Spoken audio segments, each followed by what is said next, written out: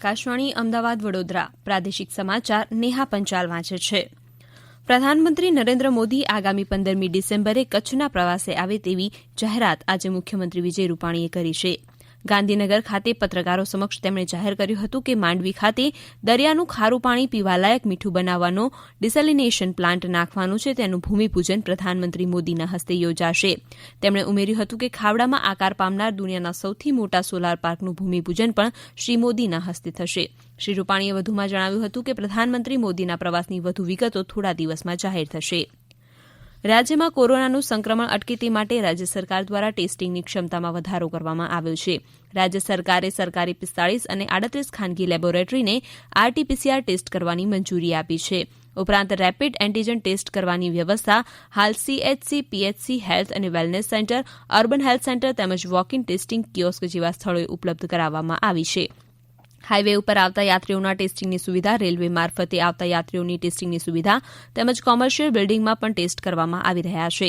અમદાવાદ શહેરમાં વિવિધ સ્ટોરના 10,000થી વધુ સુપર સ્પ્રેડરના ટેસ્ટ પણ કરવામાં આવ્યા છે. રાજ્યના આરોગ્ય વિભાગ દ્વારા લેવાઈ રહેલ પગલાઓના પરિણામે રાજ્યમાં મૃત્યુદર 1.90%, રિકવરી રેટ 91.06% રહેવા પામ્યો છે. એ જ રીતે રાજ્યમાં કોરોનાના ટેસ્ટિંગ કરવામાં આવે છે તેમાં પોઝિટિવિટી રેટ 1 ડિસેમ્બરના રોજ 2.68% જેટલો નોંધાયો છે. વડોદરા જિલ્લાની સરકારી શાળાઓમાં જળ સુરક્ષાનો સફળ પ્રયોગ હાથ ધર્યો છે. દરેક વ્યક્તિ પોતાના ઘરમાં વોટર હાર્વેસ્ટિંગની વ્યવસ્થા ઊભી કરીને વરસાદી પાણીનો સંગ્રહ કરે તે રીતે આયોજન કરાયું છે. આ અંગે મુખ્યમંત્રી વિજય રૂપાણીએ ઉર્જા સરપ્લસ સ્ટેટ બનાવવાનો આપણો સંકલ્પ પૂર્ણ થયો છે તેમજ પાણી ક્ષેત્રે પણ ગુજરાતને વોટર સરપ્લસ સ્ટેટ બનાવવા આ અભિયાન પાયાની ભૂમિકા ભજવશે તેમ જણાવ્યું હતું. ગુજરાત સરકારે પણ ચેકડેમ, બોરીબંધ, સુજલામ સુફલામ જળ અભિયાન અંતર્ગત તળાવો ઊંડા કરવા, નવા બનાવવા, નદીઓને પુનઃજીવિત કરવાનો અભિયાનને દર વર્ષે હાથ ધરીને આપણે ગુજરાતમાં પાણી સંગ્રહની ક્ષમતામાં વ્યાપક પ્રમાણમાં વધારો કરી રહ્યા છે તેમ જણાવ્યું હતું.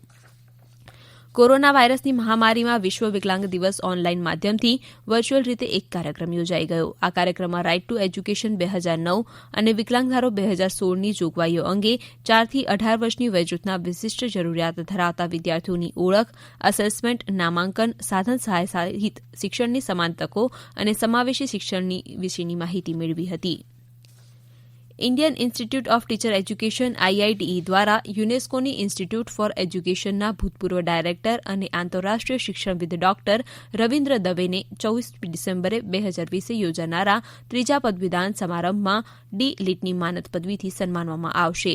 આ પદવીદાન સમારંભ માનનીય ગવર્નરશ્રી અને IITEના કુલાધિપતિ શ્રી આચાર્ય દેવવ્રત, માનનીય શિક્ષણ મંત્રી શ્રી ભૂપેન્દ્રસિંહ ચુડાસમા અને શિક્ષણ રાજ્યમંત્રી વિભાવરીબેન દવેની ઉપસ્થિતિમાં યોજાશે. પદવીદાન સમારંભમાં BA, BEd, BSc, BEd, MSc, MSc, MEd કોર્સમાં પ્રથમ ક્રમાંકે ઉત્તીર્ણ થનારા વિદ્યાર્થીઓને ચંદ્રક એનાયત કરવામાં આવશે. તદુપરાંત આ પદવીદાન સમારંભમાં વિવિધ કોર્સમાં અભ્યાસ પૂર્ણ કરી ચૂકેલા 152 વિદ્યાર્થીઓને સ્નાતક અને અનુસ્નાતક પદવીઓ એનાયત કરવામાં આવશે. મહેસાણા જિલ્લા સહકારી દૂધ ઉત્પાદક સહકારી સંઘ એટલે કે દૂધસાગર ડેરીની ચૂંટણી માટે પ્રક્રિયાની શરૂઆત શરૂ કરી દીધી છે. ચૂંટણી પ્રક્રિયામાં કામચલાઉ પ્રાથમિક મતદાર યાદી પ્રસિદ્ધ કરવામાં આવી છે. યાદીમાં કોઈ વાંધા કે દાવા હોય તો 8મી ડિસેમ્બર સુધીમાં વિસનગર પ્રાંત અધિકારી કચેરી ખાતે રજૂ કરી શકાશે. આનો 10મી ડિસેમ્બરે નિકાલ કરીને 11મી ડિસેમ્બરે આખરી મતદાન યાદી પ્રસિદ્ધ કરવામાં આવશે. આ ચૂંટણીમાં કુલ 16 બેઠકો પૈકી 15 બેઠકોની ચૂંટણી જાહેર કરી છે. ગણપત યુનિવર્સિટી ખેરવાના પ્રેસિડેન્ટ ગણપતભાઈ પટેલની પ્રેરણાથી યુનિવર્સિટીની 10 જેટલા આસપાસના ગામડાઓમાં હોમ ક્વોરન્ટાઇન થઈને કોરોનાની સારવાર લઈ રહેલા દર્દીઓને કોવિડ કેર કિટનું વિતરણ કરવામાં આવશે. નિઃશુલ્ક આપવામાં આવતી કિટમાં વિવિધ પ્રકારની ઔષધિઓ, નાસ લેવાનું મશીન, હોમિયોપેથિક દવાઓ, માસ્ક, સેનિટાઇઝર સહિતની સામગ્રી આપવામાં આવશે. 500 જેટલી કિટનું પ્રારંભિક તબક્કે વિતરણ કરવામાં આવશે.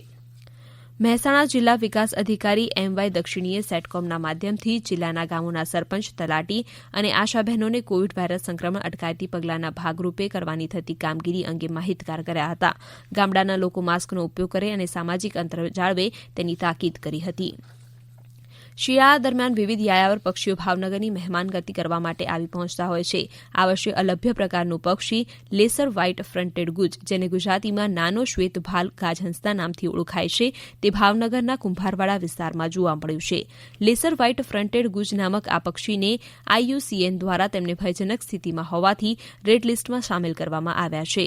2015ના આંકડાઓ મુજબ અત્યારે સમગ્ર વિશ્વમાં ફક્ત 40 થી 50 જેટલા આ પક્ષીઓ બચ્યા છે. ભાવનગરમાં અલભ્ય પ્રકારનું પક્ષી લેસર વ્હાઇટ ફ્રન્ટેડ ગુજ પ્રથમ વખત જોવા મળતા પક્ષી પ્રેમીઓમાં આનંદ અને હર્ષની લાગણી અનુભવી રહ્યા છે. આકાશવાણી અમદાવાદ વડોદરા પરથી સમાચાર પૂરા થયા.